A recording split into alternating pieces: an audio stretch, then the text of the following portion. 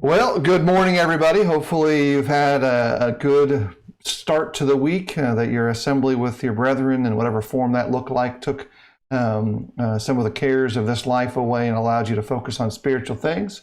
We're back here discussing the work of evangelism and the work of preaching and teaching the gospel. This is the second study of this kind since we kind of took a break and did a series of deeper textual studies over the last 70 or so days.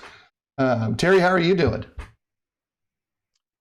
I'm doing pretty well today. Got to meet again with our church family on Sunday outside the parking lot. A little warm. I don't know how it was for you guys, but the heat and humidity Sunday was a little bit of a challenge, which was different than the first week because I didn't get rained on this week. Although, quite honestly, I was so sweaty by the end of it, I don't know that I could tell the difference. But it was good, despite all of that, to be with our brethren and to sing together again and to see each other in the flesh. And so thankful. It was a good way to start the week and look forward to today and our discussion today. It's always good to be with you, by the way, Phil. I don't say that enough. Well, I'll tell you this. I would like to actually be in the same box at this point, rather than doing these digital studies with you, your family, and just about anybody else. At this, the extrovert level of P.W. Martin is starting to really rebel against my ability to stay inside a cage for a little while. Which actually is part of... Well, if that included tacos, I would be ready to be in a box with you too. But otherwise, I'm good not being in a box with you. I've been in the box with you before, and not always what's cracked up to be. Just saying. Well, I'm a giant orangutan. I don't know what you are, but that's never a pleasant experience. Look, I'll tell you, it is a little bit of the impetus for our topics for discussion today. A couple of kind of informative things for those who are participating with us online. Number one, if you got a question that's relevant to our discussion, put it in the chat. If it's something that's off the subject and you want us to talk about it at a future point, or if maybe it's something you don't want as public, send us a message. We'd be happy to look at it, dig through it, explain it. And if you disagree with us, put it out there too. We're completely content to have a strong discussion of a couple of really important ideas. Part of the push for today's topic has to do a little bit with understanding the work of evangelism from the perspective of where we are right now. 22, 23 years ago, when I shifted into full-time work, this is not exactly at all what that looked like. I did not plan to preach through a box. I plan to preach and teach with people. And that's a big change. I don't think that change is going away. And so that's why our first subject idea is reimagining the work. And so let's talk a little bit about that, Terry, and see where we end up. We'll have a second half of the subject that's very much related that we're going to bring into play as we go. Well, so you and I were talking beforehand. In fact, full disclosure, we were thinking a different track, and this just kind of came out of the discussion. Some things maybe to talk about. I mean, I use the terminology. I'll use it again. This is not what I signed up for when I decided to preach. This idea of preaching in isolationism. And one of the scary things, by the way, was, and you and I have said this before, and me and other preachers have said this. I don't know that what we consider normal will ever be our normal again. Like, I don't know what the ramifications of all of this are. And that's not meant to be a threat or scary. It's just a very realistic kind of understanding and approach to all of this. It's one of those deals where we have to figure things out. Yeah. And this is not, I think one of the things to keep in mind too, this is not the first time leaders in the church have had to reimagine how to be effective at the work. Mm-hmm. It may be a really odd force in that sense, but it's not the first time that things have kind of had to change along the way. And you come up with not necessarily a better way, but a newer way to do things. Right. And I just think that's one of the things to kind of keep in mind is that when you look back on the history of the church, it's a continuous cycle of adaptations. In some things that are smaller than this, one of the things I often think about when I talk to younger guys is the historical idea. Where I was at before, we had a whole suitcase full of bedsheet sermons that were Yeah. fascinating, and you've seen those, Phil. By the way, I can't imagine the amount of time some of those guys spent painting a bed sheet and some of the ornate things they put on there. And over time, when I started and when you started, we used an overhead projector. Yeah. We had to print out our transparencies, right? So that was a change. Uh, I mean, kids today don't understand that you needed 6 pennies taped to across the top of a piece of page in order to unveil one point at a time, Yeah. right? I don't know if that's how you did you, but Well, we all had that one piece of paper, yeah. right? Well, I also had like Uh, a template over the edge to give it the appropriate edge cornering and like oh a yeah, little yeah. tray. I had the hard plastic piece, right, that you slid it down in and it blocked out, so you just had the perfect Yeah. setting. And then you would slide. Yeah. Before there was PowerPoint, our animation was sliding the penny page down. Yeah. Yeah. Ever so subtly, right? And then PowerPoint came along and projectors, and while that stuff is, yeah, and never forget the loss of the Feral Jenkins printer. And while those changes pale in comparison about what we're forced into now, they were forms of reimagining the Yeah. work. And there were a lot of people that didn't want to do those things, right? I mean, Well, one of the interesting things is, I don't know about you, Phil, but I've tried out at several places or talked to several places or visited done meetings. They still have the overhead projector tucked away in a room somewhere. yeah. Because, we may need that someday. Well, I will say, as someone who is a divester of stuff, like I grew up second generation, third generations of post depression families that kept worn out screws and bolts in jars and mason jars. They were hoarders. Call them what they were, Yeah, well, right? some of my relatives probably are, but my grandfather, he had a very systematic control of all this stuff, and he actually had use for a lot of this stuff. My dad came that same way. I lived that way for a long time, where I just held on to stuff, and yet, you and I both have had recent experiences where we go into a shelf in a cabinet somewhere, and the thing we're looking for is hanging out there. But I'll say this, and this is something important. I've used those bedsheet sermons before, actually overseas, and you have to learn to be adaptable. And so one of the things that I wanted to highlight in this conversation is for brethren, for preachers, to begin to be thinking ahead to being effective in the work, because as much as the work's situation has changed, the work actually hasn't changed. And that's a thing I think that we want to really clarify, is that, look, we are still taking a message of redemption to a world who needs redemption, one to one heart to another heart. Yep. And figuring that out has been challenging. The visual illustration is great for that, right? Because, and that's one of the reasons to bring that up, is it's the same gospel all along that's been preached. Whether it was on a bed sheet, an overhead projector, a PowerPoint projector, or whether you use now video in some way, right? It's the same gospel message that has been preached, just things change along the way. And by the way, to your point of us keeping stuff, I had a moment yesterday where I actually was taking a box and throwing it away in my workshop and pulled out the packets of screws and thought, oh, I got to keep those. I may need those someday. In which I thought to myself, this is the definition of now that you're an old man, right? When you pull out the unused screws from something and you put them in the box to keep, right? That's where I'm at today. But in the work of an evangelist, we have to be thinking ahead, and I'm not sure that I think when I was younger I did a better job at that. Can I say that? And I think I've gotten into a rut and a routine in my curmudgeon years. Let's call it that for what it is. I'm no longer one of the young guys, which is hard to admit. I'm kind of one of the middle-aged, whatever that means. You are too, because you're older than me. But this has forced me to get out of my own boxes and realize that there's ways and things you've got to change. You got to adapt. And I can't just go about doing the same old things for the next 20 years and still be effective. Right. And I think that's difficult to come to grips with. I'm going to throw some up here.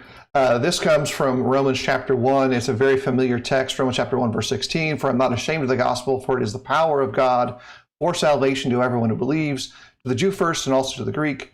For in it the righteousness of God is revealed from faith for faith, as it is written, the righteous shall live by faith. The reason I bring that back up is that's written 2,000-ish years ago. That mission statement, if you will, of Paul really hasn't shifted from then to now. It's the same mission statement. And then we start beginning to think about, okay, by the way, I do believe that at some point in the nearest future, Christians will assemble inside their buildings again, and it will be okay.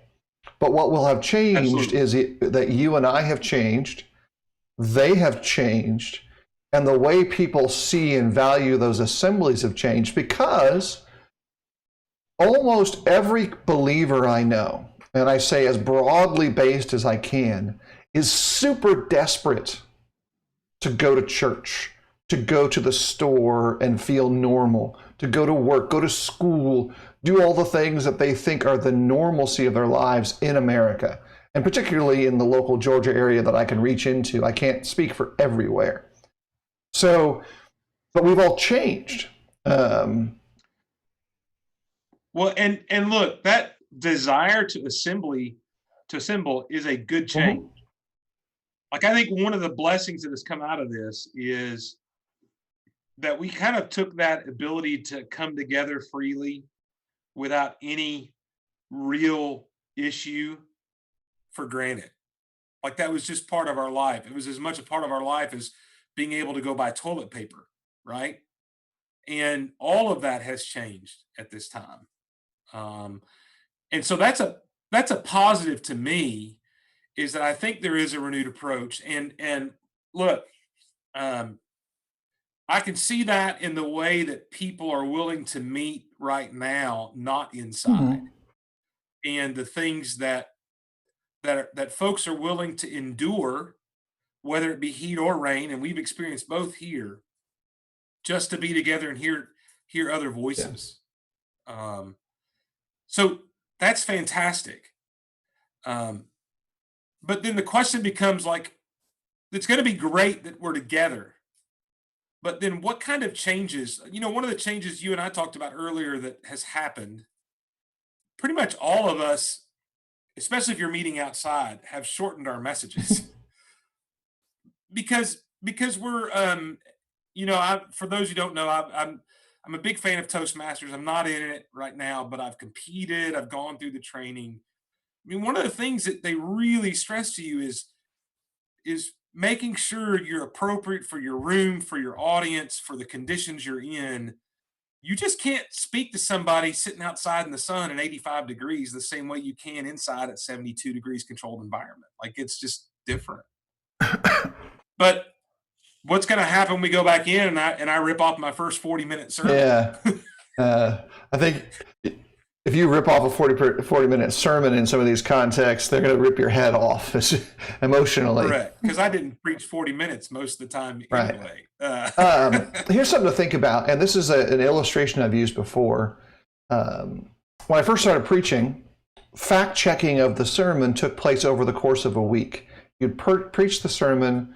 Someone may return to visit Wednesday night for Bible study and say, hey, in your sermon, you mentioned these couple of things, and I'm not so sure about what that means for me and my understanding. And they'd ask you a question. You do what I had to do. I'd write it down. Okay, let me look into that. And then Sunday, I would get back to them, because that might be the next time I see that visitor. Hey, here's some extra notes. Well, now the process is, I'm in the middle of preaching the sermon. They go to Google and they go, and they text me during the sermon so that the sermon is done. I remember when we used to get letters in the mail from folks about our sermons, right? Like, you ever get that card on like Thursday? Yeah. And it was handwritten. It was like, well, I thought about what you said, and what about this? Right. And now, like, they meet you at the door if they don't text you during the Right. And sermon, so because they Google, you said this. The process. That's not the process true. is shortened. And that's a change that, from the imagining the work side of point, that isn't going to change. That's not a bad thing. In some ways, immediate feedback, properly processed, is going to get a stronger result, because our goal is accurate communication. I have to do better work on the front end, so that when those questions come up, I may have already dealt with them in the preparation side, and I've already explained myself, and I made a key point. But I do say that message compression, particularly in the visual medium, is going to be super important. And understanding, Shirley Cooper makes a great point, and I made this illustration: water for a dry land. If you haven't heard a sermon in a while, that sermon, it can go a little bit longer, and there's a little less desire to not have it end. That's true to a point, but Keith Maddox brings up the generational challenges. And I think that if you're over 45, a 40-minute sermon might be water for a dry land. If you're under like 30, doesn't matter. Like, they're out, because they're in the YouTube generation, and they don't watch any video over 6 minutes. So, that's a whole nother discussion, right? But yeah, absolutely. By the way, I absolutely believe we're going to start seeing battery-powered fans be a fashion statement in assemblies outside. I think that's going to be the next hit solution. Well, I sent a link to this week, by the way. You talk about that, because we're in a parking lot, so the heat's kind of challenged from the reflection of nothing else. I sent a link for canopies. I'm like, because I brought mine. A lot of families like mine that had kids that play sports, we all have canopies, right? We become those parents, which is, in fact, you can see back here, right over there's a chair. Mm-hmm. There's another chair there. My office has become the parking lot staging area for the Francis family at the building. There's a canopy on the floor over there. You have to step over to get out of the door. But somebody texted back and go, well, we're going to bring our battery powered fans starting next week. So you're right. Like, we're not going to be able to buy them soon. Amazon's going to be sold out of fans, webcams, and toilet paper all by next Sunday. So you need to make your orders today. If you're going to. By the way, if anyone wants my battery-powered cooler air conditioning system plans, hit me up. I can show you how to build those. They work. They're functional. They're pretty cool. Yeah, and we're gonna have people out there with a 12-volt battery, Coleman's with tubes cut out of them, blowing on top of their chairs, and bags of ice. Then we're able to keep ice in the stores thanks to your battery-powered cooler. Whatever, hey, so, I'm just here to serve. Yeah. Just here to serve. So I think. Here's some other things, and there's another challenges on the table for preachers, for Christians. How do we evangelize? Right now, many believers, whether they're still in the workforce or retired, their circles have really shrunk. The humans that I see, if I don't choose to get out of my box, now are limited to my cul-de-sac. Now, I'm choosing to be out of my comfort zone in many ways, because that's what evangelist needs to do, and I do some other stuff. We can talk about that at maybe a later discussion. But how do we evangelize? How do we start a study, continue a study, and finish a study to folks that maybe don't want to do a screen-to-screen Bible study? They don't want to sit on a Zoom with some guy that they barely know and talk about deep spiritual needs. It's a lot easier for me, from a skill standpoint, to do that in person than it is to do that through this medium. Yeah, I do think one of the things that will happen is, and should happen in all of this, and it's one of the things I've thought about, is that maybe this will also force us to get back to the more realistic ways of evangelism, rather than just going out and trying to broadcast the masses through maybe sitting at a coffee shop. And all those are good things. We've all done those things. most effective way for evangelism is always through relationships. It's through the relationships your members have, through their family, through their coworkers, through their friends. And one of the things we probably need to do a better job at, and I think this is one of the things I've thought about in the last couple of weeks, is, I mean, this is really a time where I think about the only way to get those evangelism contacts is through those relationships of your members, because you're quarantined. I mean, we're not quarantined fully anymore in Alabama, and Georgia's the same way. We're reopening to a degree, but social distancing and all that is still, there. And I think one of the things about the work, and this isn't really reimagining, it's just getting back to the basics, is really teaching our folks that their relationships are our most successful options for evangelism. Right, and that's kind of the second clause we thought about. Like, a real relationship is essential for the work of teaching, preaching, and growing believers.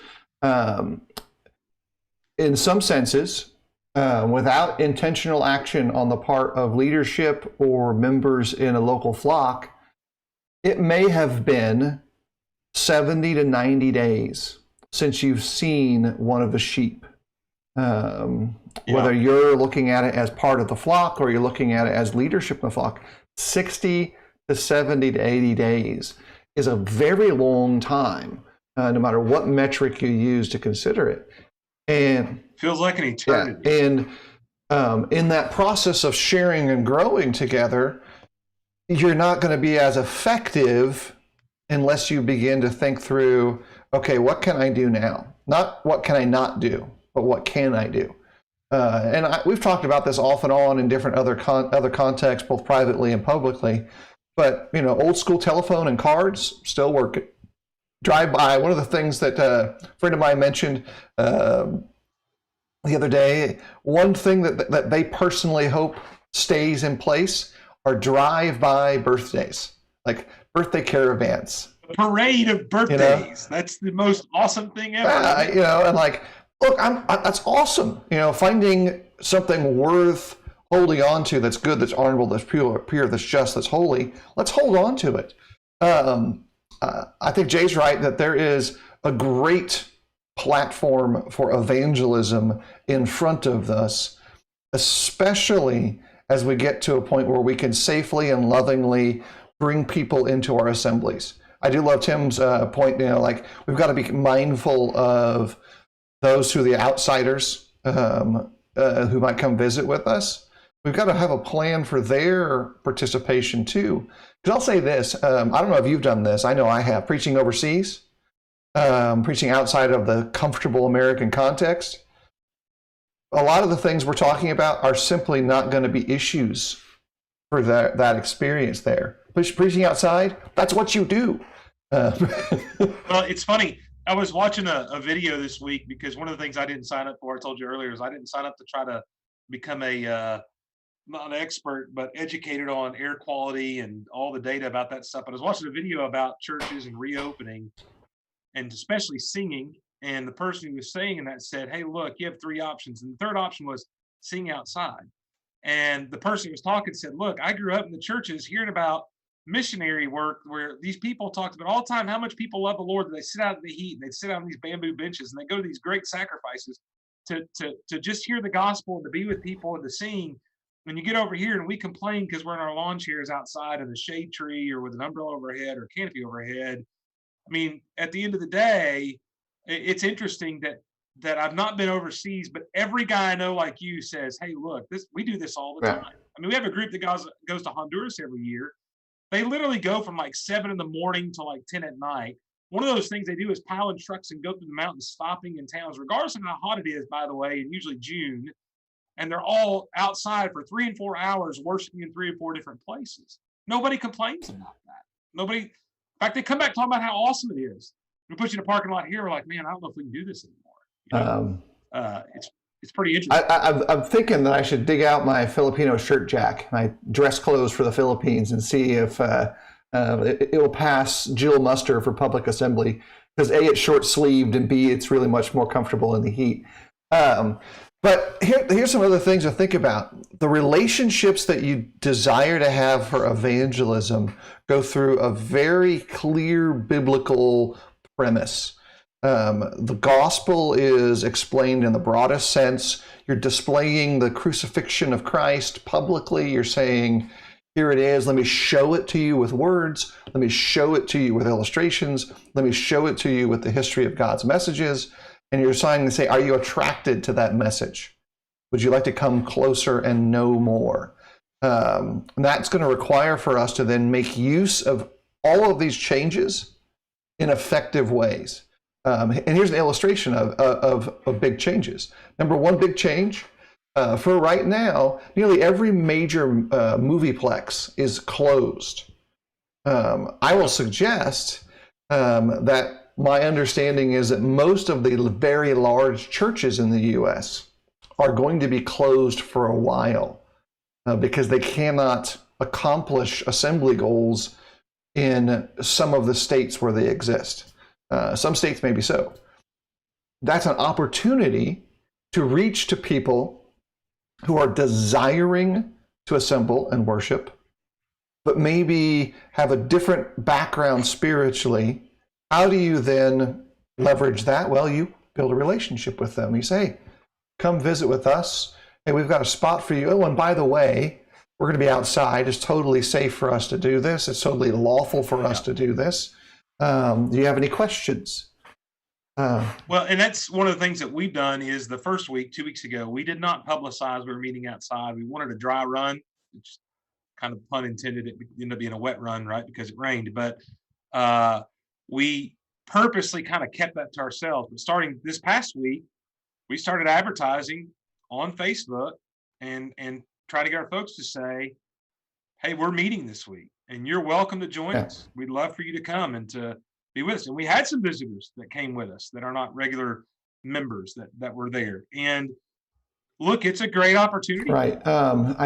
It's a tremendous time for that. We haven't made our full determination because we make a decision, the shepherds at Eastside do on Thursdays as to what Sunday will look like in that big sense. But we have expanded our capacity plans to the point where we're comfortable saying, yeah, we're meeting. And if you want to be there, here's our criteria, and let us know if we can help you.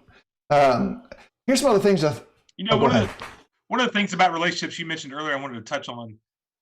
I'm a big guy on culture thing. Keith mentioned culture and generations and all that, and the different generations have different cultures. Keith's from his generation. If I want to reach out to Keith, I'm going to text him. But people older than you and I'm going to call them, and that's just kind of general rules and that kind of stuff. But one thing is consistent that I've found out in all of this, and I've seen it with my kids, and I've seen it with other folks. Nothing beats handwritten cards. Mm-hmm. And that's something about building relationships. My kids don't want to answer their phone when somebody calls them. They'd rather text. But man, you send them something in the mail, it doesn't matter. They're excited they got mail. And I just think that's one of those things I've learned during all this time in the real relationship part is nothing replaces the effort that goes into writing that card and putting it in the mail. And I don't know if you've thought about that in this time, but that's one of those things in the relationship area that I've tried to re-emphasize. I got away from that, honestly, in my work. I got more involved in email, phone calls, because they were easier. There's times I've sitting down in this time and handwritten 14 cards at a time. My hand hadn't written that much in years. Let's be honest. I'm that guy that doesn't buy notebook paper anymore. I type everything out. But that's something in this time period that really is interesting, and it's goes back to not really reimagining the work, but it's reestablishing work that used to be there, that used to be so common. I don't know about you, but all the guys I kind of talked to when we started preaching, they all had personal stationery because they did that so much. Yeah, definitely. A couple other things that we can kind of expand our perspective into is to also start thinking about next steps for the teaching side of things. We talk about evangelism here, but teaching has changed a little bit too. We also kind of side note to preaching, but there is certainly a high level of participation on some edges of Zoom type conference studies. But I also know that there's also a bit of pushback, like it's too much, too often, poorly structured. There's some learning chances for brethren in that regard too. And let me add this caveat, particularly for those who are in leadership roles, preachers, be mindful of the patience necessary to let people process all of this stuff. Change is challenging for everybody.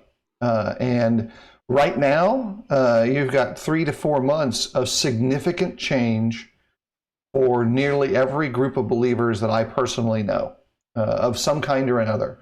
Even if they chose and their laws allow them to continue to assemble in person without any major changes, that was still change for them, because it brought with it the pressure of working through that process. But and in the Bible class area of those works that continued to meet, the majority of them I know discontinued that process. They just assembled because of safety protocol and reasons.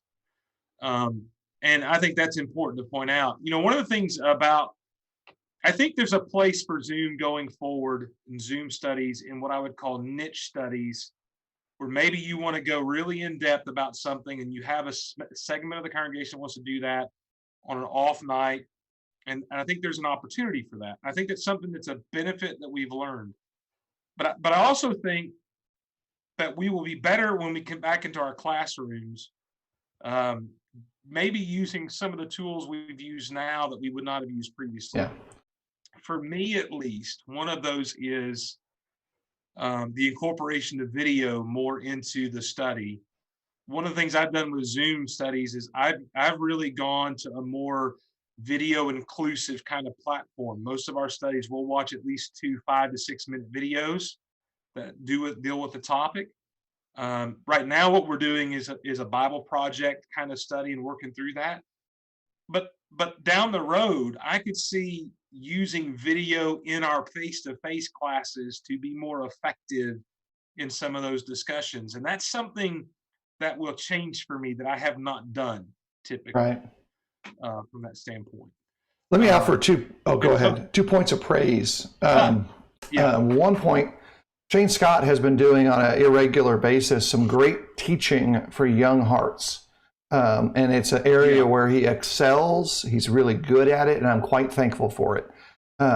It's an area where I would love to see increased resources made available for helping families take hold of the rest of their week spiritually and get some good, consistent teaching take place to the youngest parts of those families. And I think we've neglected the kids a little bit during this time. Absolutely. But here's a flip side to it. That still has always been the parental role. But from the leadership standpoint, that's an area where that's a growth point. We can do better there. We should do better there. Let's figure that part out is kind of my process to it. By the way, Appian Media does a lot of good stuff with their video series. Bible Project's great. Yep. But the other component of the praise side is all the families who have been participating in those studies, because it changes all their dynamics. It's one thing for mom, dad to sit down and join a Zoom study and clear out the space so they can listen and participate. It's a different thing for mom and dad to clear out the space so that their kids can profitably engage in a very different type of learning than what those kids are familiar with. And I know locally that I think this is for some of our fathers to step up in this area of family devotion time. Yeah. Who previously kind of just let class take care of that, if that makes sense. Which is a great benefit. Now, I think part of the work going forward is how do we continue to encourage that dad in those areas at home while adding back in the classes? Right. That's a part going forward that we've got to figure out better. As you may have figured out, Terry and I don't have answers to all of the questions, which is nothing new. We have a lot of questions. A whole lot of questions. A lot of questions. That I think are just stuff that needs to be put on the table for the evangelistic work, put in the context of maybe 2 Thessalonians chapter 1. Paul writes there, verse 3, we ought always to give thanks to God for you, brothers, as is right. No, because your faith is growing abundantly, and the love of every one of you for one another is increasing. That's not just a statement of fact. I'll suggest to you that it should be a broader goal for fathers, mothers, believers, sheep, deacons, elders, preachers, everybody. Like, that's something that really needs to be part of the mission of congregations, is to capture or maybe recapture that ethos or spirit of that idea. And so if we can do a better job then of imagining the work in a different context and taking relationships and moving them in a way that's a healthy space, then I think we can do a lot more effective good work. Darren, is there anything else that we wanted to make sure we hit? I know we got our couple of key goals that we laid out for this conversation, but. Well, look, I think one of the things that just to point out is this, in some ways we've just kind of rambled on about some of this stuff. And some ways, one of the things to kind of get across is, hey, look, I think just there's a moment I like to be honest. The last 8-9 weeks has not been fun for most of us. Probably any of us. And there's a lot of things we don't like about it. But I think there's a lot of things that we've learned from this that are going to help us be better going forward. And let me say this about, let me talk to the non-preachers for a moment. As preachers, we crave the interaction from you in the face-to-face assembly as much or maybe more than you do. And what I mean by that is this. I was telling Phil, no matter how hard I preached when I'm in my basement on a live stream because we can't assemble, the wall never amens me because that just doesn't happen. When I was in Memphis, we were a more diverse group and I got amens a lot. I got used to that, kind of got spoiled. But even when I'm not in a group that's like that, and where I'm at now is not as good at that, but they do that some, I'm used to seeing the head nods and I'm used to hearing the pages turn and I'm used to all of that interaction when I'm speaking that kind of reaffirms somebody's listening. And we've not had that for a couple of months.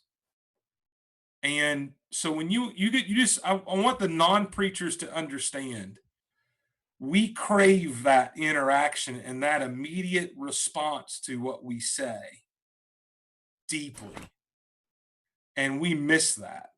And I think one of the things, Phil, you'd agree with me, we want to get back to as close to normal as quickly as possible, because all of those things together, the singing, the interaction, the amens, the pages turning, the sound of the songbook being scraped as it comes out of the back of the pew, all of those things we miss, because all of that in its own way is encouraging to us.